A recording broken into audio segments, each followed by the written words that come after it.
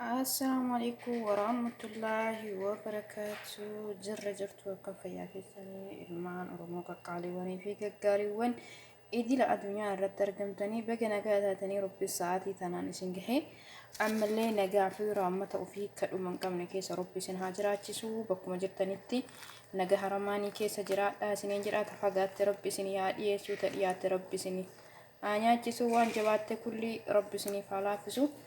biyyateen biyya nagaha Rabbiin haa taasisu. Gahee jedhee Rabbiin zaalima kana Rabbi nurraa haa kaasu. Waan jabaatte kulli Rabbi nu haa laaffisu inshaallah.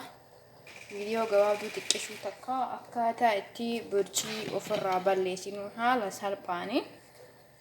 salphaan jechuudha. Burjii akkatti ofirraa balleessinuuni waliin ilaalaa koottaa isiniin jedha seenaa. Warri dura maatii kiyya taatan galatoomaa isiniin jedhaa baay'ee isin jaaladha. Hedduu takka isin jaaladha. Na caalaa Rabbi isin haa jaalatu. Warri ammoo haarawaa dhuftan koottaa maatii kiyya ta'a. Waan beekurraa waan ofii kiyyaarraa fayyadamerraa isin if waliif qoonnaa wal barsiifnaa isiniin jedha inshaallah. Koottaa isiniin jedha obboleeyyan tiyya. Subscribe, like, share godhaaf gochuu hin dagatinaa. Walaa guddifnu walaa jajjabeessinu nutu waliif gaachana isin jira. Akkuma argitan maalidha hojjetan wanti kun asitti ka argartan qarafaadha yookiin girfaadha. Asitti ammoo bishaanii. Inni kun ammoo shaayii agdariidha. Shaayii agdarii namni wallaalee hin jiru jechuudha.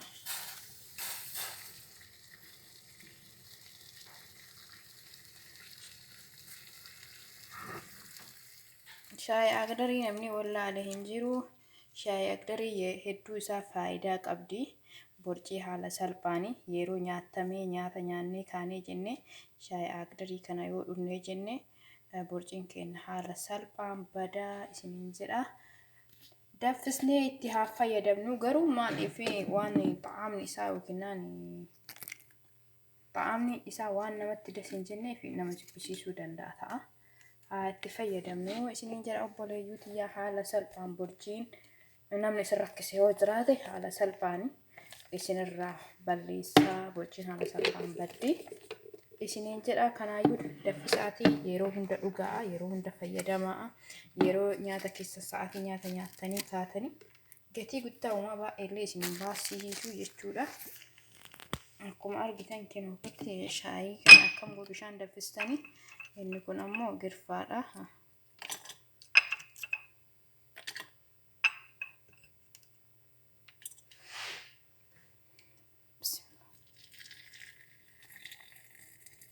Akkanatti haala salphaan daffisaatiin dhugaa. Borciin keessan haala haan isinirraa badaa.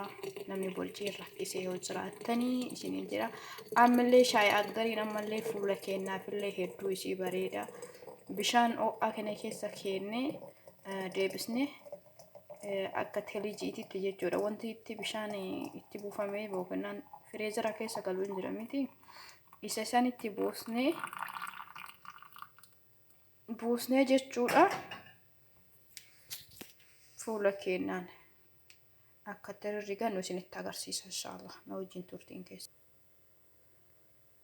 Obboleeyyan teennaa shaayii agdarii jechuudha. Bishaan ho'aatti naqnee isa waan akkanaa kanatti naqnee fireezera keessa keenna. Inni hammoo deebi'ee yoo qorree achii ol qabee jedhe teelijii ta'a jechuudha. Kunoo teelijiidha baradoo ta'eera.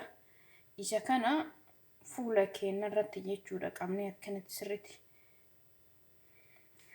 haalata kanaan yoo fuula keenya irratti rinnee jedhe hedduu isaa bareedaadha. Hedduu fuula keenyaaf bareeda. Hin qorra garuu haa ta'u fuula keenya sirriitti bareechisa. Wanta fuula keenya irratti babba'e hin balleessa jechuudha. Dalagaatti fayyadamaa isiniin jedha. Soba odoo hin taane qabatamaan waan ofii kiyyaa dalageetiin jedhe itiin irraa faayidaa argadhe jechuudha. Waan ofii kiyyaa faayidaadhaan arganne asirratti isiniif fidu jechuudha. Isiniif dhiyeessu inshaallah. Haala salphaan borciis balleessuu fi lakkoofsa 8 jedhanii miree warri dhiirota lakkoofsa 8 haala salphaan akka itti taanu isin jedha. Ammallee deebi'ee gizee nyaata nyaatamu shaayii agdarii yeroo hunda jechuudha. Gizee makamiyyuu gizee nyaata nyaattan booda isaa irratti shaayii agdarii halkanis ta'ee gizee iraataan boodaatis faxuura boodas zuhooni qadaa boodas jechuudha. Misaa booda jechuudha. Laaqana booda yoo itti fayyadamtan hedduu isaa haalaan borcii keenya nurraa balleessa. Ammallee borcii karaa biraa ammoo karaa itti balleessinuun yeroo kamiyyuu jechuudha. Yeroo ganamas ta'ee galgalas ta'ee guyyaas ta'ee bishaan dhugdan bishaan daafii jechuun ho'aa makaa qorra hedduu isaa ligidiin keessa hin jiraanne ho'aa isaa irradha. Isa yoo dhugdanii jettan maaliifi moora garaa keenya keessaa hin bassa jechuudha. Wanti ho'aan waan tokko waan ligidaa tokko hin bassa jechuudha. Moora hin bassa, zayita garaa keenyatti argamu hin bassa. Waan bassuuf haala salphaan akkasitti nurraa bada borciin keenya jechuudha. Akkas godhaatti fayyadama. Gizee kamiyyuu bishaan ho'aa jechuudha. Ho'aa nama gubaa osoo hin taane barraadaan hin jira miti. Bishaan nama barraadaa kan ho'aa irra dabarsaa jechuudha. Akkasiin arraba keessan hin gubne akka immoo dhugaatiif isin mijooti yeroo hunda yoo isa dhugdanii jettan haala salphaan borciin isinirraa bada isiniin jedha obboleeyyan tiyya.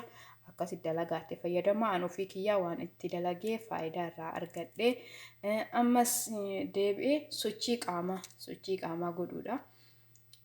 Ispoortii jechuudha. Ispoortii haala kana jedhee suuraa namaa isinii maxxansuu hin fedhu. Kiyya mijatee isinii maxxansu amantiin tiyyaallee waan inni na dhoggituuf kiyya mijatee isinii maxxansu sagalee tiyya dhageeffatanii irraa fayyadamuu hin dandeettanii. Suuraa namaa ammoo waan qabatamaan waan argine waan namaa tokko akkas godha jedhee borcii akkasii balleessan jedhee isinii maxxansuurra waan ofii kiyyaa irra ga'e yoo isinii fudhatame afaan kiyyaan isinitti himuu wayya jechuudha. Sochii qaamaa godhaa namni ispoortii wallaalee hin jiru. Gaafa biyya jiru gaafa mana barumsaa jiru namni ispoortii hin dalanne hin jiru jechuudha. Mana barumsaatti bireedii akkas taatu ispoortii hin dalanna. Ispoortii biyya keenyatti gizee biyya jiru san gizee mana barumsaa barannu san dalannu san ammas itti fayyadamaa isa dalagaa gizee kamiyyuu yeroo boqonnaa kennaa silkii qabannee teenyee yookiin feesbuukuma baanee jechuu irra sa'aatima arganne warri amantii islaamaatis ta'e sa'aatima salaattee kaatee yoo jette gizee daqiiqaa 5fis taatu 10fis taatu sochii qaamaa godhuudha.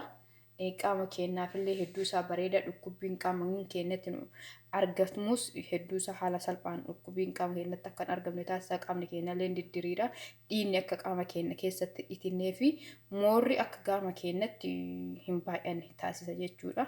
Kanaafuu akkasitti itti fayyadamaa isiniin jedha. Yoo isinitti tolee jedheetiin jedhe subscribe, share, like naaf godhaa maatii kiyya ta'aa koottaa isiniin jedhaa seenaa ta'aa nyaadhaa dhugaa.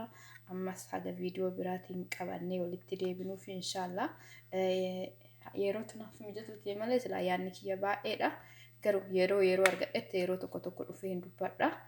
Kanaafuu akkasitti jabaadhaa isiniin jedhaa. Ammallee karaa biraallee karaa borcii ittiin balleessaniin jedhaa. Waanuma tokko irratti dhiisuu odoo hin taane waan nama hin miine tokko yoo itti daladdanii boru dhiisuu odoo hin taane irra deddeebitanii yoo daladdan hin milkooftanii guyyaa takkaaf lama yaaltanii hin sobanii wanti sun soba jechuurra waan san irra deddeebi'anii yaaluudha. Yeroo takkaan waan gannama lama lakkisaati miti waan hin taaneef waan yeroo nama fudhatuuf akkuma inni yeroo itti fudhatu saniin itti fayyadamuu dandeenya isiniin jedha.